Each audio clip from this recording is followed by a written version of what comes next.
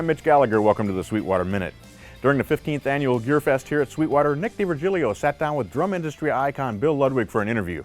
Check this out. How you doing, everybody? Nick DiVirgilio here, Sweetwater GearFest 2016. I have a very special guest in studio with me right now, Bill Ludwig III, here with his drum company, WFL Drums. WFL3 Drums. That's right. Got to make sure I say it correctly. Yes. And very excited to have you here. Thank you. For a number of reasons. A, Ludwig, the history of the drum company, of the drums, well over 100 years of just so many innovations in the drum world. Yes. Long history there. The drums are great, and we talked about your drums that you're making now. So can we start from the beginning? What was it like growing up in the Ludwig family, having that history of drum making? Well, what was it like? It was fantastic. I was around drummers and drumming from a very young age, with people coming over to the house, to my parents' house, like Buddy Rich, Joe Morello, to name a few. Yeah, and icons. Yeah. We always had a drum set set up in the basement, and they'd play, and I watched them, and I'd go to their gigs and watch them, and I started playing a little bit. And Dad said, well, you should take lessons. So I started taking lessons at age 6. And then third grade rolled around, and Dad said, well, why don't you come, he and his father, we called Senior, would go into the factory every Saturday to have private meetings, they called it, but it was really just them arguing in private. But he said, why don't you start coming in on Saturdays, and I'll give you a job. And so I was opening mail and stamping received on it in third grade. And then after that, my pay was I got to play with the switchboard, which had all the chords. And I thought that was the coolest thing, But I really grew up in the factory and playing in the factory and hanging out and playing drums, and loved all aspects of it, including going to conventions. And that's how it started. Now, I don't know if people who study drums and kind of live in this world may know, but the innovations that Ludwig made well early on, yes, from your grandfather, I guess, is pretty amazing. I mean, the first pedal-tuned timpani, way back in the early 1900s, ish, right? When he played for the symphonies and all those kinds of stuff back then. Yes. The kick drum pedal. Yes. Ludwig kind of innovated the modern kick drum pedal and so on, and then all the way up to the great drums of the early days. Right. Now, when Ludwig had been around, obviously, lots of great players were playing, but when Ringo Starr played that kit on the Ed Sullivan Show in 1964, wasn't that just the real tipping point of just making Ludwig a household name in the music world? Very much so. We were the leader of the market at that time, but that just pushed us totally over the top and out of control. And it was, I'll never forget it. I was watching it on Ed Sullivan, and as a few other people were. All right. And every shot of no matter which Beatle it was had the Ludwig logo in it. And I'm like, this is pretty cool, And my dad's going, oh, we're doomed. And I said, why, Dad? This is good news, right? And he said, this guy's going to be so demanding. He's going to be tougher to deal with than Buddy. And I'd met Buddy, and I thought, oh. But, that must be pretty tough, right? Yeah, but Ringo was just the total opposite. He's just such a nice guy, and he would order whatever he needed per tour. Okay. And just really easy to work with, and I'm still friends with him today, even though I'm not involved in the Ludwig company any longer. But Ringo invites me to the shows, and just a very nice man. That's great. And I noticed you have a couple of pictures with Ringo here. I do. And as a thank you after the Ed Sullivan gig, they were playing Chicago, and so my father had a gold-plated snare drum made. And every nut, bolt, and washer, even the snare strands, are gold-plated on that drum. And Dad arranged to meet Ringo, and they were doing a press conference, so they said, well, come by before the concert. Right. And I couldn't go, which bummed me out, so my dad took my 16-year-old sister, and there's a series of these pictures. The other two are with the entire Beatles, my sister and my dad. And it's pretty funny because Ringo and Dad are chatting, all happy in one, and in the next picture, my father's looking very angry, down the line. And apparently, I think it was Paul McCartney had leaned over to my sister and said, hello, love, how about dinner after the show? And Dad's like, no. That's She was funny. 16. Yeah. But this was really an interesting shot. And then when I came out with my snare drum line, I did the first 50, a numbered limited edition, and I thought, who else to have number one but Ringo? Sure. And he agreed to it, and it was very nice, and we had a great time when I presented it to him backstage after a concert. That's very cool. Yeah. So when you say history repeats itself, it truly does.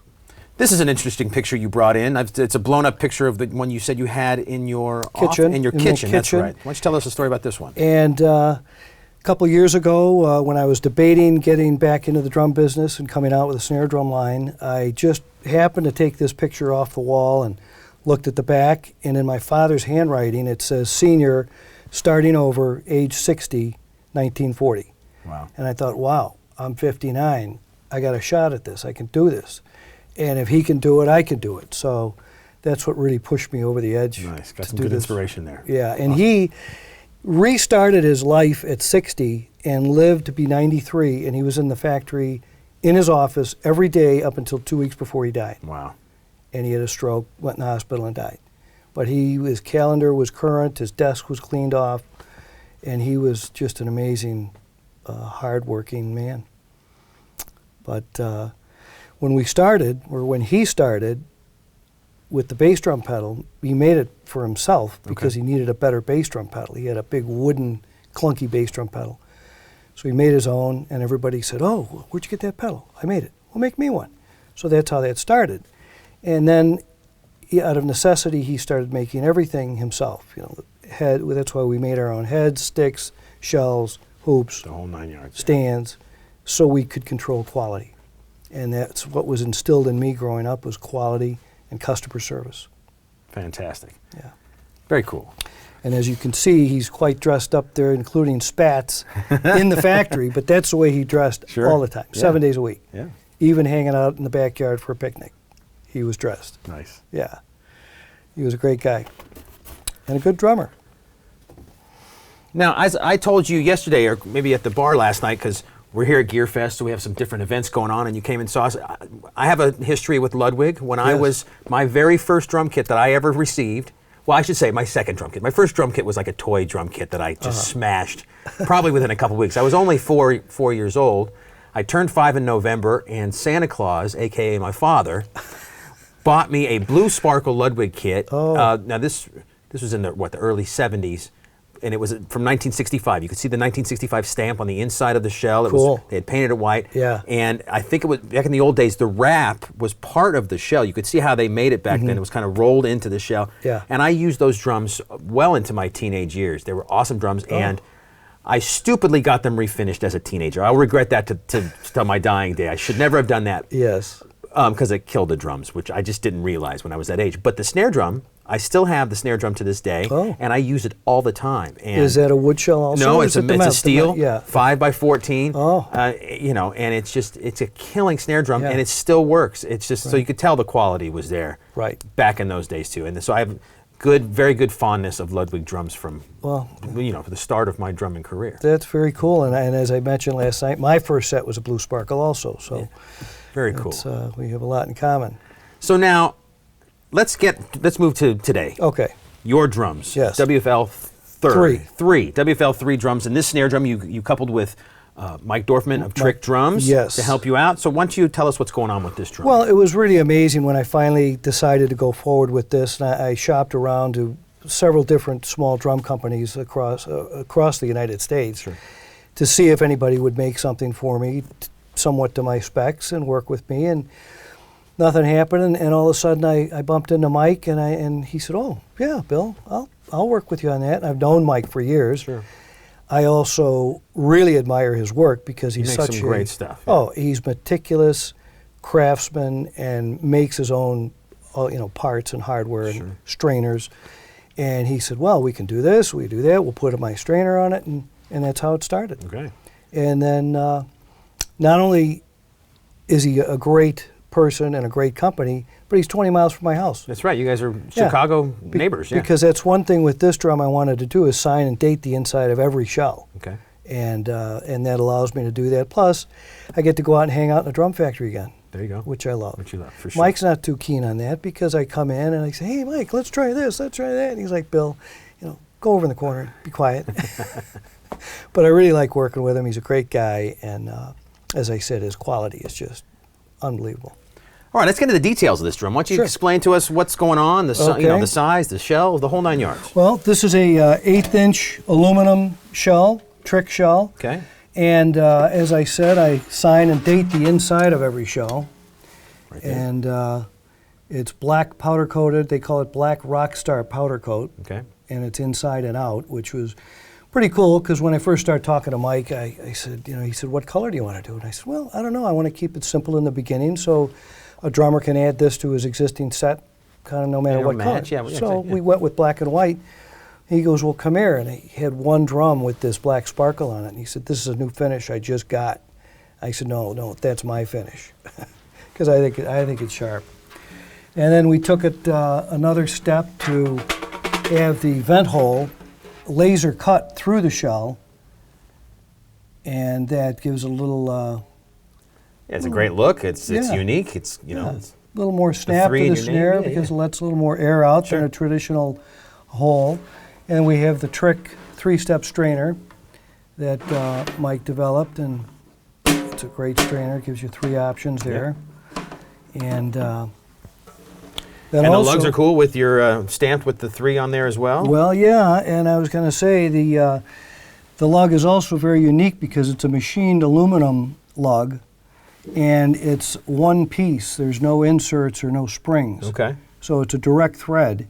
And then we beefed up the interior part so it gives you extra thread so you never have to worry about stripping or any problems with the tension rods going in. And then Mike also gave it a little bit of radius so that it fits nice and snug against the shell. Beautiful. And added my 3s on there, which you mentioned. And that's that. But this also comes in, this is polished. Okay. You can also have it natural aluminum, which is kind of a brushed look, or black powder coat. Okay. And when we do the white drum, that looks sharp to have black hardware, black hoops. Very nice. Yeah. And the white drum is also sparkle. Okay. And now we're getting ready to expand into other colors. Great. So this is a 6.5 by 14. Are you experimenting with other sizes now too, or are you going to stick to the 6.5 for now? We're going to stick to 6.5, but as an option, if you want a 5, you could get a 5. Okay, same lug for the 5. Okay. But for the most part, everybody wants a 6.5. Yeah. And then with the wood shell that I just came out with at the Chicago Vintage Show last month, is a 3-ply maple poplar maple or mahogany poplar mahogany. Okay. With steam bent support rings inside. Nice. It's a great sounding drum. Again with the trick lugs and strainer. Yeah. And we can't cut the 3 through the shell on that one. Okay. So we're going to burn it on. Like a brand. Stamp it, not brand it. Very cool. Yeah. So you got to keep the 3 out there. Cool. Yeah. All right, before we close off this video, you have another cool picture here. Can you show us what that is? Yeah, I just wanted to show this. It's the 3 of us, and I believe it was 1972. I was in high school, and it's an interesting. It was actually the cover for the My Life at the Drum book that my grandfather wrote. But that was it's a fun photo which I have available to autograph for people at the booth or anybody who wants one. That's great. Yeah. So, thank you so much for coming to Sweetwater. Well, thank you guys. For hanging out a little bit and talking to me and giving me a little bit of the history. Your drum is beautiful. I wish you all the best with this product. I hope it sells like gangbusters. Thank you. And thank you guys and thank everybody at Sweetwater for the hospitality and inviting me to display the drum this time.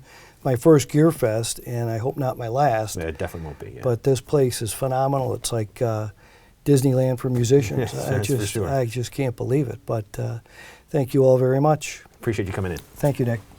I hope you enjoyed this interview with Bill and Nick. Our thanks to both of them. And thank you for joining me for the Sweetwater Minute. I'm Mitch Gallagher.